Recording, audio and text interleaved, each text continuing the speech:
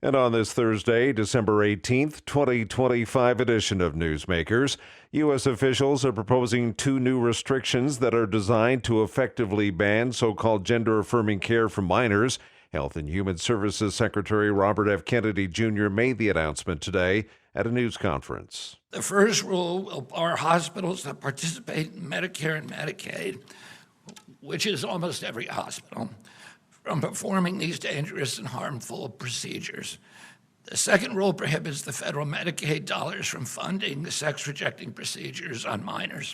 Kennedy says gender-affirming care actually hurts kids instead of helping them. So-called gender-affirming care has inflicted lasting physical and psychological damage on vulnerable young people. This is not medicine, it is malpractice.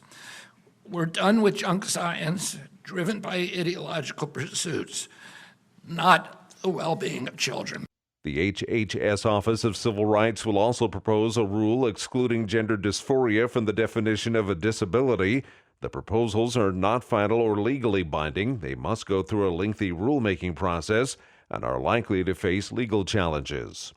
Governor Kathy Hochul has signed a controversial right-to-die bill making physician-assisted suicide legal in New York. The law allows New Yorkers with incurable illnesses and less than 6 months to live to request medication to end their own lives. 3 doctors have to sign off on it. The law also requires a mental health evaluation, video of the patient requesting to die, and a 5-day waiting period. Mourners in Australia have grieved a 10-year-old slain in the Bondi mass shooting. Karen Chamas reports. Hundreds of mourners have gathered in Sydney for the funeral of a 10-year-old girl killed in a mass shooting during a Hanukkah celebration on Bondi Beach. The attack left 15 people dead. Authorities say the suspects, a father and son, were inspired by the Islamic State group, although investigations into their backgrounds continue. The tragedy has sparked a national conversation about anti-Semitism in Australia. Prime Minister Anthony Albanese has announced reforms including tougher hate speech laws and stricter gun controls. I'm Karen Chamas. Pope Leo XIV says peace is not only possible but necessary. In his first peace message issued today, Leo blasted the irrationality of nuclear deterrence and the weaponization of faith in modern political discourse.